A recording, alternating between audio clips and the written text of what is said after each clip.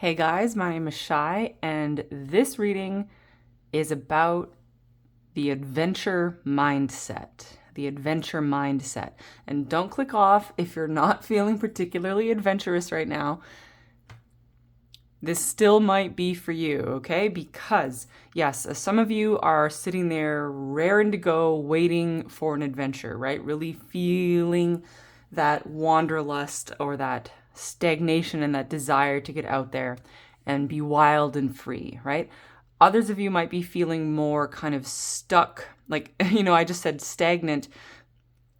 So there's a spectrum of this here, right? Others of you might be feeling the stagnancy in a more kind of stuck way, feeling stuck, feeling like you don't know how to get going out of the stuckness, right? Really feeling stuck. And when you're really, really stuck, and if you've been stuck for quite some time, that actually has an effect on your mindset, on your outlook. It has an effect on what you believe is possible. And you start to believe, like, the longer you seem to be stuck, the longer you have the experience of being stuck, right? The more you believe that you're going to be stuck forever and that you can't get out of it and that things aren't going to change or that you've been trying to change them, and the more harder you try, the less things change. So that actually has a really detrimental impact on your mindset, on your outlook, and what you believe, okay? Because you start to believe that you're really stuck there. So, however, wherever you are on this spectrum of feeling really stuck or being ready to jump off into the unknown and run off into the wild blue on a grand new adventure, the trick is to adopt an adventurous mindset. And I don't mean that everybody listening to this has to quit their job and travel the world. It doesn't have to be that type of adventure. That is just one variety of adventure, right? That is just one variety of adventure. It is one that is kind of, more obvious, that we can easily label as an adventure. But almost anything could be adventurous if it is undertaken with an adventurous spirit. Going to a new restaurant, making a list of all of the restaurants in wherever you live, right, in your town or your city that you've never been to before, and just deciding that over the next year you're going to visit all of these restaurants and try them out. It can be dressing a different way. It can be just walking down the road in a different way, right? This isn't so much about what you're doing. It is about the mindset that you are utilizing while you do it. So it's not about what you're doing, it's about how you're doing it and why you're doing it. And the adventure mindset is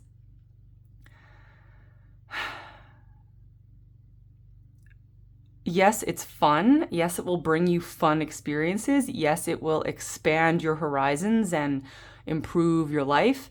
It will also break you out of the stuckness and the stagnation and that the negative beliefs, those limiting beliefs and that negativity, that when you believe that it's not going to change for you, right?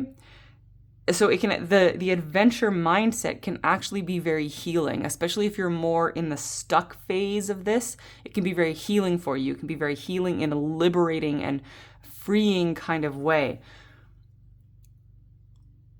Especially once you understand that when you adopt the adventure mindset, well, now you're already in the adventure. That's all it takes to break yourself out of that stuckness, is to actually believe in the adventure and to start living the adventure literally right now. And okay, there's more to this, but I do want to get some cards on the table. I could just blah, blah, blah, blah, blah. So, okay, so in terms of the Starseed energies here, we have Andromedan energy and Pleiadean energy. Andromedan energy and Pleiadean energy, which is a blend that I haven't often encountered, right? Often I'm getting various blends, various mixes of different galactic energies, but I don't often get the Andromedan and the Pleiadian blended together. but it's vibing quite well. I like it because Andromeda is obviously, you're probably familiar with, it's that energy of jumping into change, right? Saying yes to change and almost existing in a permanent state of change, and especially releasing attachment to security, right? It's the Andromedan energy doesn't seek stability and security outside of itself, because in Andromeda, the external environment is constantly shifting and changing, more so than we might experience here. So your Andromedan energy is about finding stability and security inside of yourself. And that helps you be flexible and fluid and adaptable, and also it helps you carry stability and security inside of yourself when you're in a constant, like a landscape of constantly shifting change. So that's what's important about the Andromedan energy. And the Pleiadean energy is, it's a little bit like the energy of the Fool card, right? A little bit like the energy of the Fool card. It is walking out into the unknown with a little bit of naivete, but that naivete will actually protect you and serve you. And it will get you to places that you would never go if you were experienced and jaded. Pink and violet. I see the Pleiadian energy as pink and the Andromedan energy as violet. Like a kind of indigo violet, like a more bluey violet, if that makes sense. Okay, we got the scales contract.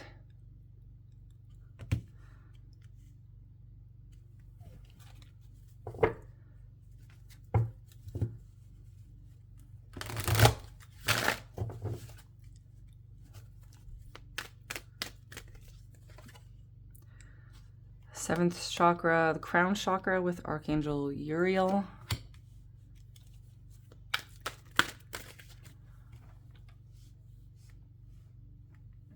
Why do I bother? It's just going to get glare on it anyway on some other card. Cornucopia, number 11. The buffet is before you. Okay, the buffet is before you. Which item would you like to sample? What would you like to try next? Where would you like to go? What would you like to experience? This is, now I'm hearing people going, I can't find the opportunity. I can't see the opportunity. I can't find the opportunities. That's a really hard place to be in, and I've definitely been there, and I've also been stuck in that energy for a long time, and this is where it can get a little bit sticky, okay? Because when you're kind of really feeling stuck and you feel like, I can't find the way out, I can't find any options, I'm looking for options, but the universe isn't presenting me with any options, I feel like there are no options, right? And, there is one mindset that will tell you that is the total truth, that there truly are no options available to you, and that you are simply stuck in a bad place. So it may be true that you are in a kind of reality where you have fewer options that are obvious to you, right? That might be true, right? You could be short on money. You could be living in a small town where there aren't a lot of job opportunities and stuff like that. That can be true, but it's probably not as true as it seems, okay? Because that mindset that is totally negative, that is just like, there are no options and everything is horrible and I'm just trapped here in the stuckness, that extreme negativity is not true. And then you're gonna, but it's also the opposite isn't entirely true either, where you have, what you might call the spiritual perspective, where someone is going to tell you, look, the problem is just you. This is, and there is truth to this, right? There is truth to this. That higher perspective, that spiritual perspective, where it kind of says, look, there's nothing wrong with your environment. There's nothing wrong with your situation. There's nothing wrong with your reality. The problem is actually you and your limiting beliefs and your limited mindset. You're just not seeing the opportunities that are all around you because of your negativity.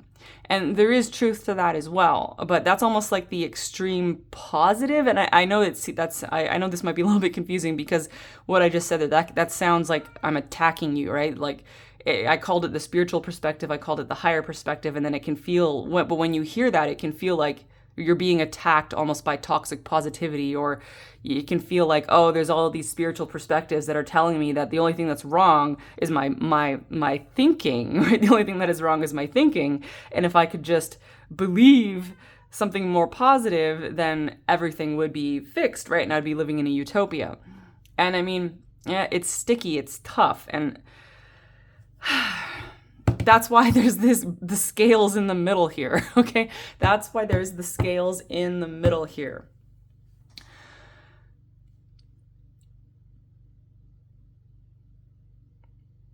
There's truth to both sides. It's important not to get fixed in one perspective. It's important not to get fixed in one perspective. Can you guys hear my cat's losing his mind?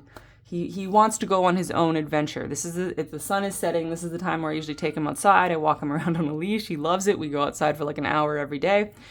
I'm the crazy cat lady who walks her cats, but that's why he's losing his mind. So let me go give him some treats or something and then try to return without him screaming.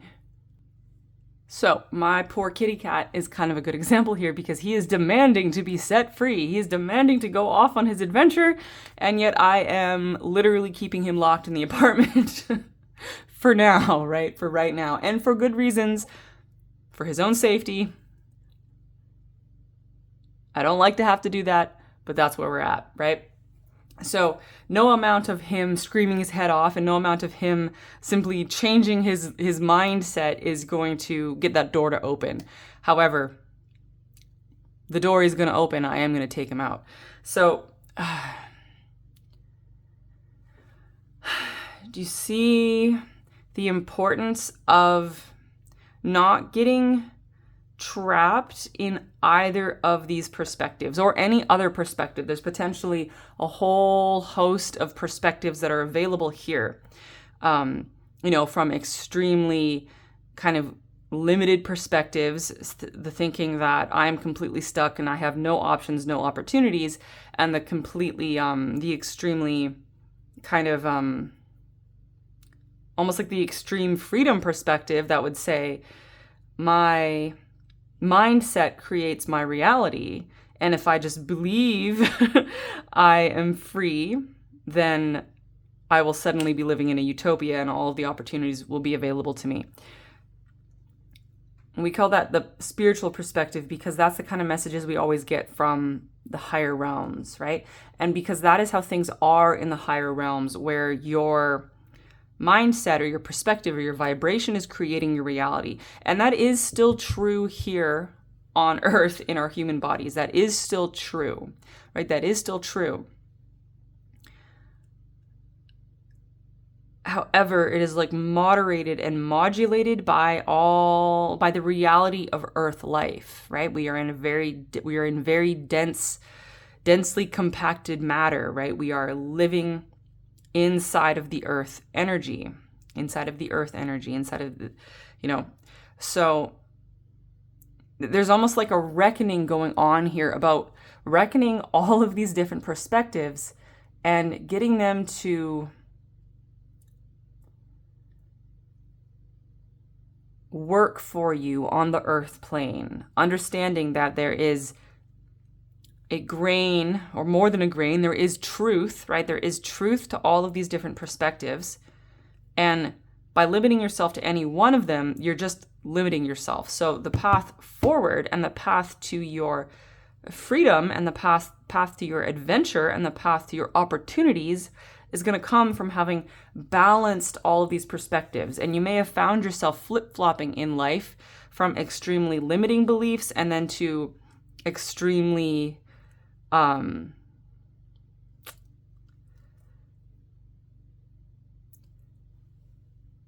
when we go through kind of like the initial spiritual awakening, it's pretty common to go, okay, my vibration creates my reality. So if I just believe completely in all of the good things, then only good things can come to me.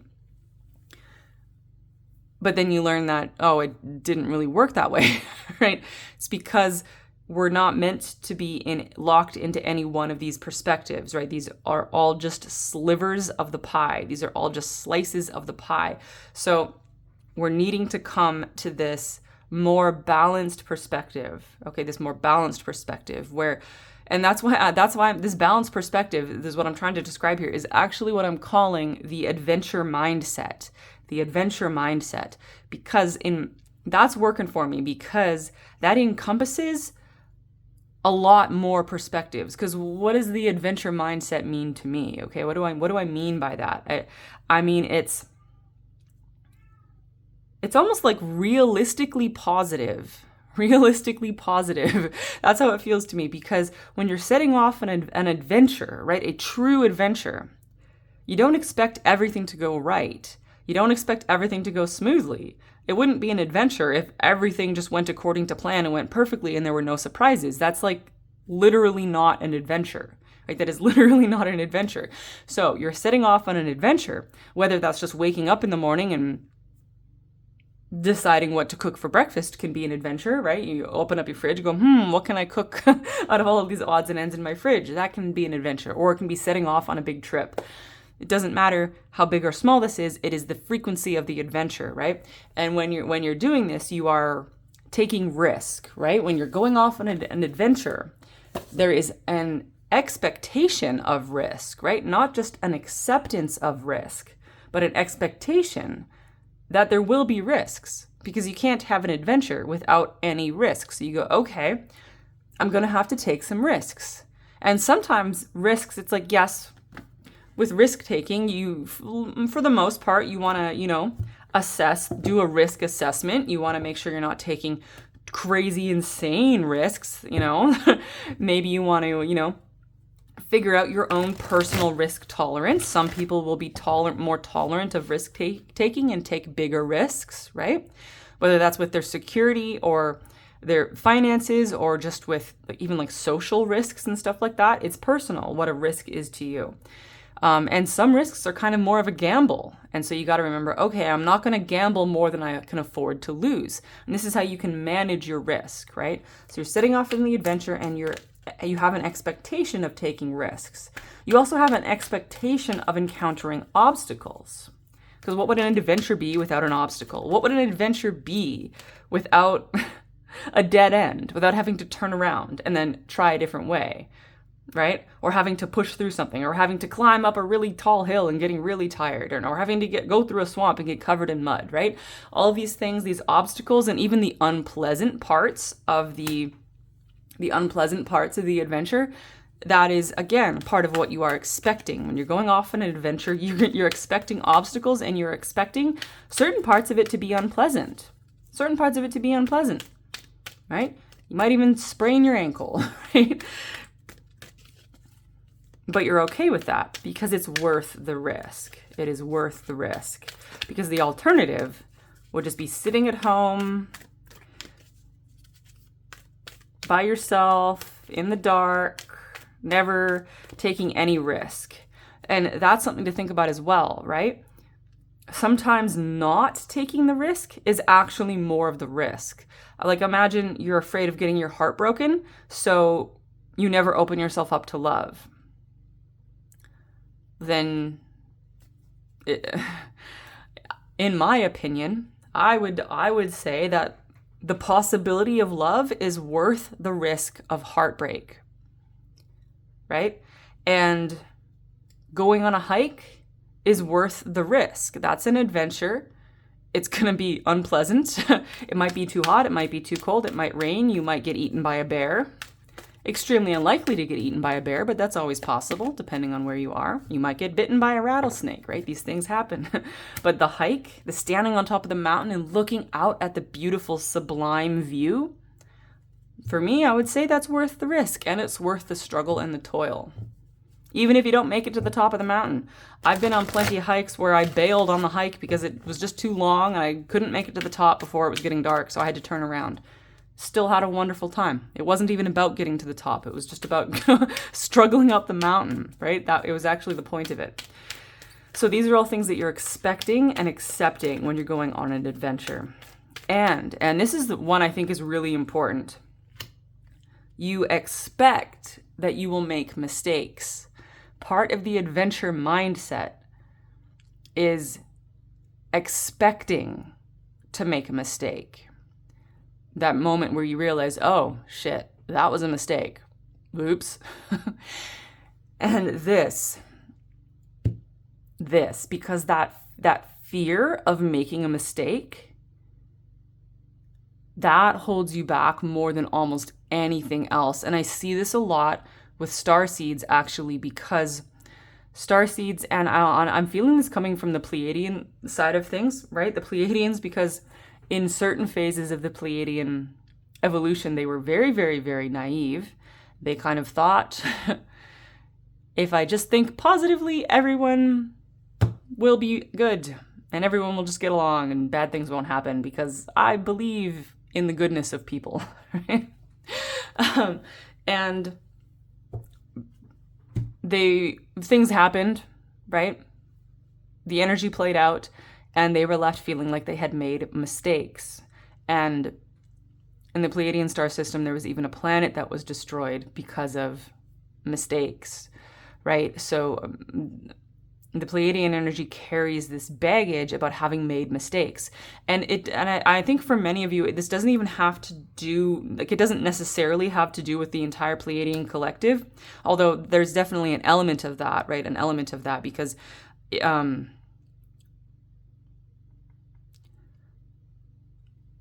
even if you're not sure if you had lives in the Pleiadian star system, that energy is still bleeding through here because the Pleiadian energy is so pervasive on Earth. It is very, very strong and significant.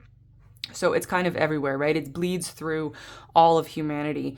And this Pleiadian wound of I made a mistake, and then the horror of realizing I made a mistake is really, really present here. And there's almost the feeling of the fact of having made a mistake, that being the thing that is truly horrifying. It's like, yes, the consequences of the mistake were horrifying, but then the feeling here is that having to sit there and look at yourself in the mirror and say, I made a mistake, that was a mistake, that to me feels like what's truly horrifying here. That seems to be the scariest thing. And for some of you, like, you might be aware of, if you're already aware of certain Pleiadian lives that you've had, you might have personal experiences where you made a mistake. And when I say mistakes, guys, I don't mean like, there's not even any reason to think of these things as mistakes. That's just the way we tend to think as humans, right? We tend to label these things as mistakes. But what if it wasn't even really a mistake? What if that was just the way it played out? Like, what if that's just the way the cookie crumbled? What if that's just how it goes? You know what I mean? There's definitely a perspective here where just that's the way the cookie crumbles. I don't even know like a better way to put that. Okay, that's the way the cookie crumbled. And there isn't really even any such thing as mistakes. And you know what? I'm feeling that as the Andromedan energy. I feel like the Andromedans, they don't really think about mistakes that way. They go, yup, that's the way the cookie crumbled. And they think about it more like the weather, okay? The weather. If you go outside when it's sunny and you're going for a walk and you're walking along and you're on your adventure, and then the clouds roll in and you get rained on, that wasn't a mistake. It wasn't a mistake to go for that walk. You just got rained on. It's the weather. What you were doing had nothing to do with the weather. The weather is a system that has, like, not really anything to do with you. I mean, there is a certain, the weather has something to do with you because human energy actually, in a very kind of abstract way, can influence the weather patterns of a planet. But that's kind of a different story here, right? I mean, for the most part, when you go for a walk and the weather turns sour on you and rains on you, that wasn't like a personal attack. It was just, that's the way the weather was moving. And It didn't really have anything to do with you, right? So it wasn't a mistake. And that's the way the Andromedans see this. So the Pleiadians take a way more personal view because they have this wound of, I made a mistake. And the Andromedans are like, nah, man, it's just the weather. It's just how things go. It's just the way the cookie crumbles. So that's really, I think, cool actually to see these two energies kind of coming together. Each perspective can learn from the other here. Each perspective can learn from the other. And it's interesting. So the Pleiadians, and I mean, even for you, if you have lives, if you have Pleiadian lives, if you have a Pleiadian self and an Andromedan self, these two aspects of yourself are learning from each other inside of you, right? They're blending together to create something new inside of you. So Pleiadian self is learning, oh, I don't need to take it so personally. It's okay if I made a mistake, because everybody makes mistakes and mistakes are inevitable, and that's just how the cookie crumbles. That's what Pleiadian self is learning. And then Andromedan self, it's almost like learning to take a little bit more accountability and a little bit more direction to go, oh, I don't need to just be tossed around by the constantly changing weather. I can kind of carve a path. I can set a direction. I can blaze a trail. I think with the Andromedan energy, since they're so focused on the inner stability and the inner core, because that's what they need in order to exist in a constantly shifting external landscape, but sometimes that makes them feel like almost like they forgot how to pick a direction and create something in the external. Almost like the Andromedans are learning to assert their energy on the external landscape. Almost like, okay, what it's like, imagine a boat being tossed around in the ocean. And you're like an Andromedan in the boat. And you're like, yep, I'm just getting tossed around. That's okay, because I can just go wherever the ocean takes me, wherever the wind takes me, and wherever the current takes me, because I have everything I need. I have water in my boat. I have like a water filtration system. I can catch rainwater, right? Like I'm not going to run out of water. I'm okay. And I have enough food, right? I'm going to fish the ocean, and I have everything I need in my boat. I can live in my boat indefinitely. I have everything I need inside of me. It doesn't matter how much the ocean tosses me around. But then imagine if one day you saw some Pleiadian coming by on their boat and they had some paddles, right? They had a paddle. And the Pleiadian was like, hey, Andromedan, do you want a paddle? And the Andromedan was like, well, what would I do with that? And the Pleiadian is like, well, you can row your boat and go where you want to go. You can row your boat and go where you want to go. You don't just have to be tossed around by the stream. So that's really, really interesting, right? And of course, once you pick up your paddle and you start rowing, well, sometimes that's going to be really hard if you're rowing against the current. Maybe you want to row with the current and just slightly, use the current to go where you want to go, and then kind of pick your navigation as you flow, right? And sometimes you won't be able to row because you're going to be in a storm, and there's still going to be much to be had about allowing yourself to go with the flow, but also knowing when to put your oar in, right? When to put your oar in and when to forge ahead in the direction that you desire. So there's really this blending of energies here. And to the sea. She's in like a bathtub, I think. She's in a bathtub with a weather vane on it and binoculars, but that's too funny. That's too funny. And what else we got here? Fork in the road. And clean it up. Clean it up. So to the sea is obvious. Fork in the road. Check this out. This is what I was talking about. To the sea. I was already seeing this imagery, right? Somebody in a boat on the ocean. Fork in the road. That is about picking your direction, deciding which way you want to go. And again, when you are at the fork in the road, trying to decide which way to go, and look, this isn't just left or right. There's at least 3 paths here. I know there's 4. We have 4 arrows, maybe even 5. It's hard to see. We have multiple pathways, right? Like the cornucopia. There's multiple options available to you. Even if you can't see them all right at the moment, there are multiple options. Because that's the thing about options. Just because you haven't noticed them yet doesn't mean they aren't there. Because that's the thing about opportunities is, well, you're looking for the opportunities that you can't see yet. You're looking for the opportunities that you can't see yet. You got to open the newspaper, so to speak, and look, look in the classifieds, see what's available. You have to do something new. You have to look at something new. You have to go somewhere new.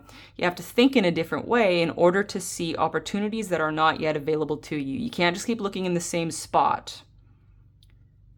And that means you can't just keep checking inside of your own mind. You can't just keep thinking about it, because your mind, if the opportunities are not obviously like presenting themselves to you, then you have to look outside of yourself. And I mean, like looking in the newspaper. Not that you're probably going to look in the newspaper, but you know what I mean? You have to go out there and look around. And that could even just mean wandering around to see what other pathways are available to you.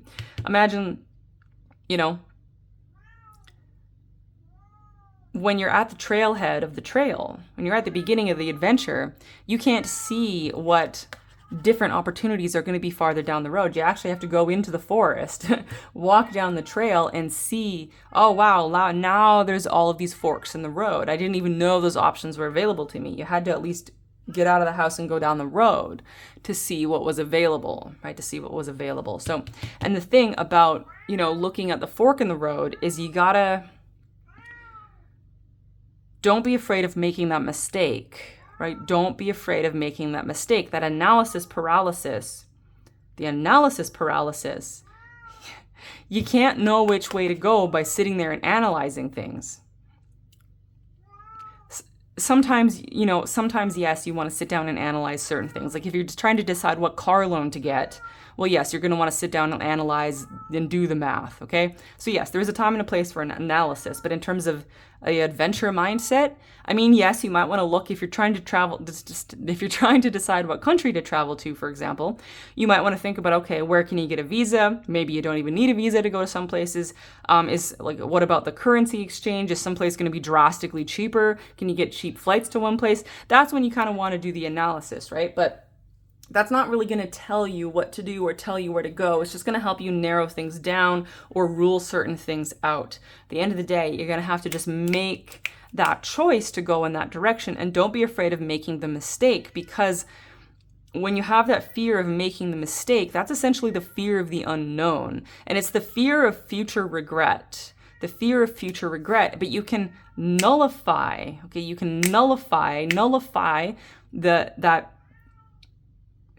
that future feeling of regret right now, okay? You can decide that it doesn't matter if I make a mistake. I'm going to take this risk because it's a reasonable risk to take, and I'm not going to gamble more than I can afford to lose. And even if this all goes wrong, even if this blows up in my face, I'm still going to be okay. Everything's going to be fine.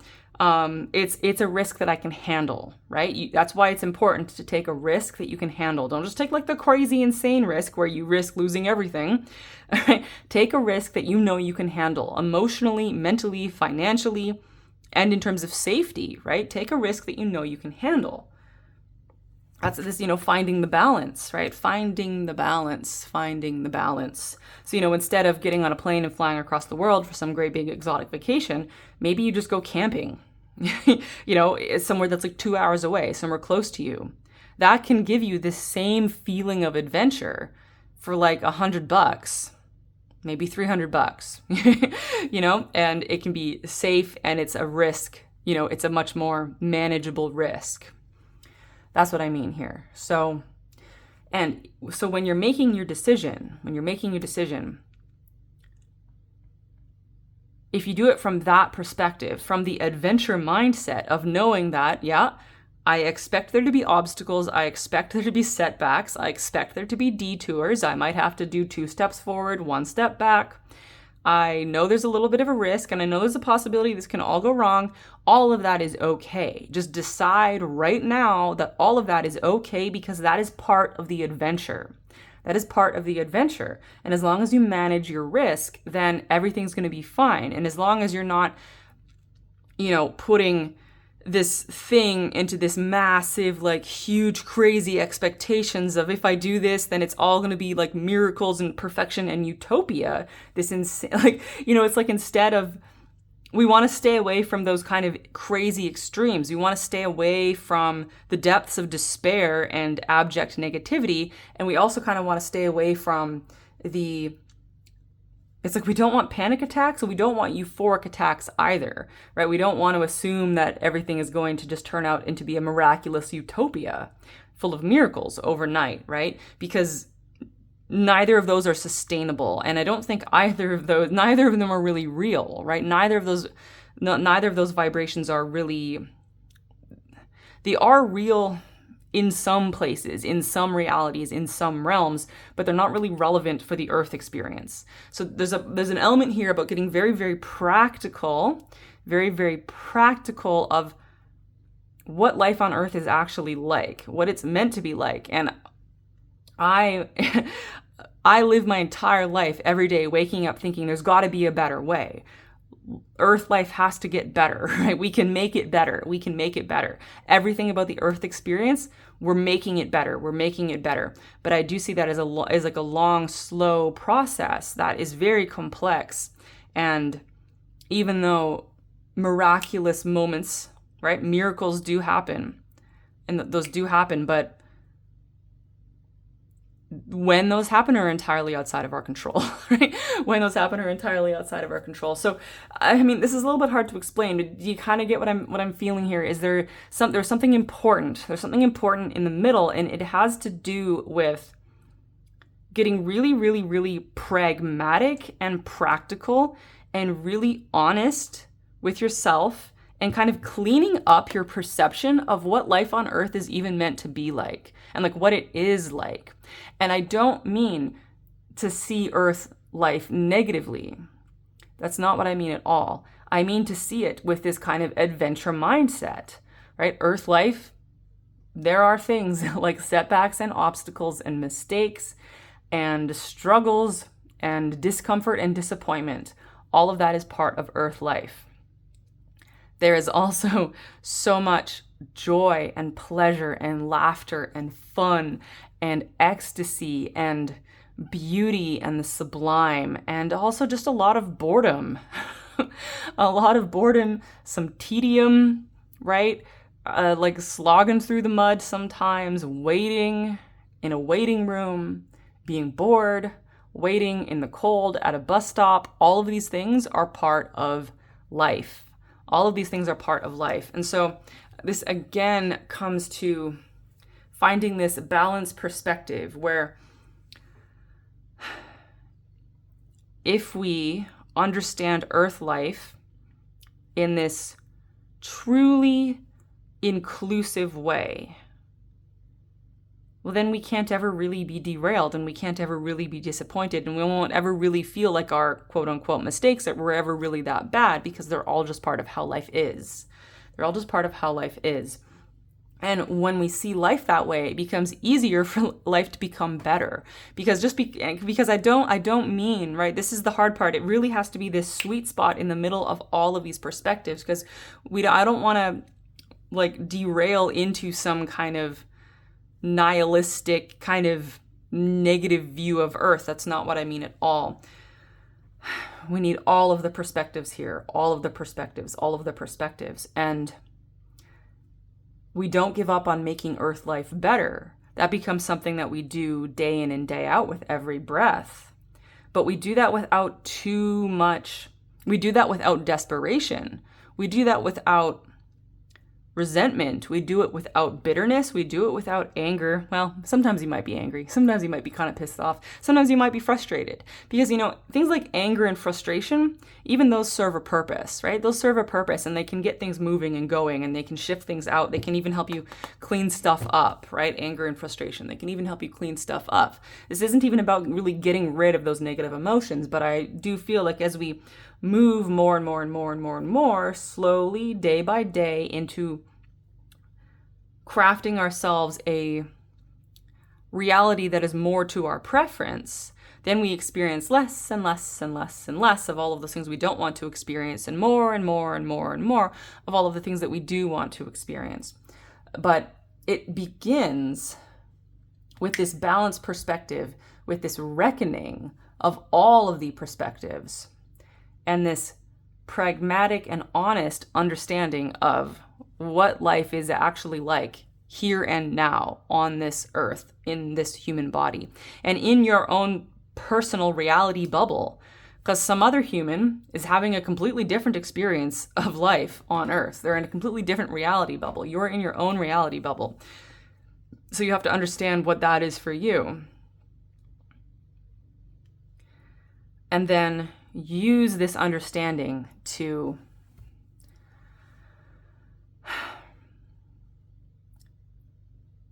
really catalyze your own adventure mindset. That is the best way I can put this, right? And I do feel like this is almost like a self-fulfilling prophecy, because the more you adopt the adventurous mindset, the more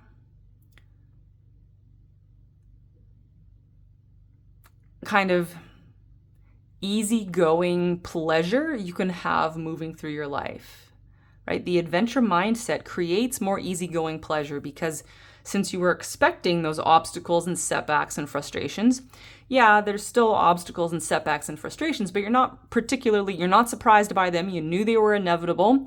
You're okay with them because you know you can handle them, and you know they're just part of the adventure. So you deal with them and then you continue on, right? And that creates more of an easygoing, pleasant experience of your life. And at the same time, the more easygoing you allow yourself to be, then the more you can roll with the punches and cultivate this adventurous mindset, right? It's a chicken and the egg situation. So they go hand in hand. They go hand in hand.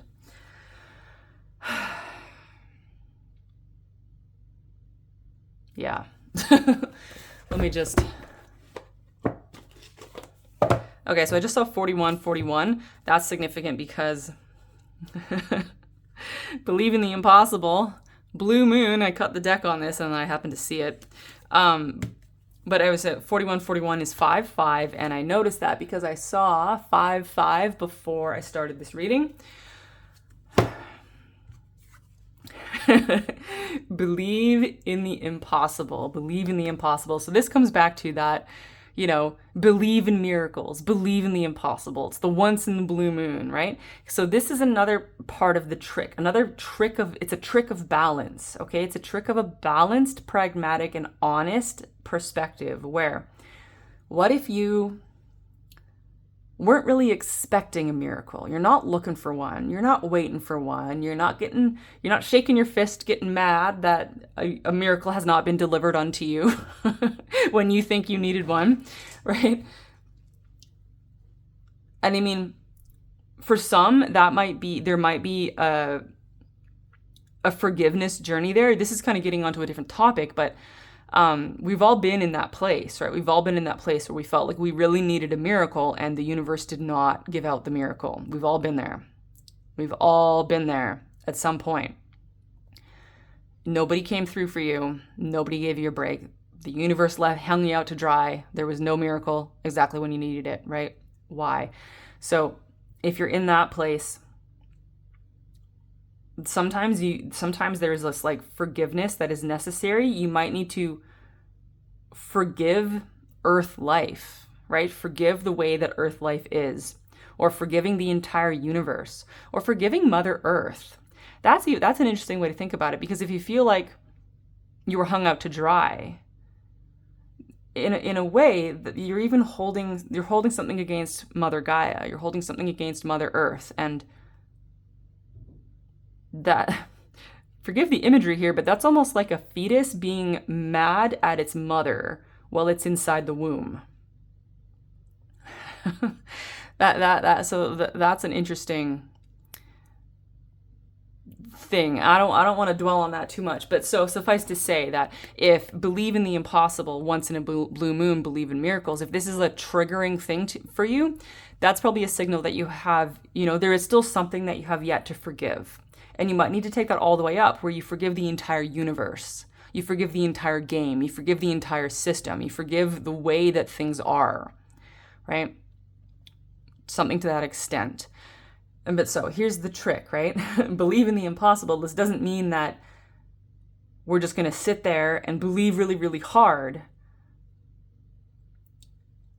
in order to manifest something specific, right? And I mean, the law of attraction thing, the manifestation thing, that does work. You can do that. But if you've been trying to manifest a specific thing and it's like not working, that's probably an indication that there is something more to be understood about the manifestation process, and there's probably a different way for you to be going about it.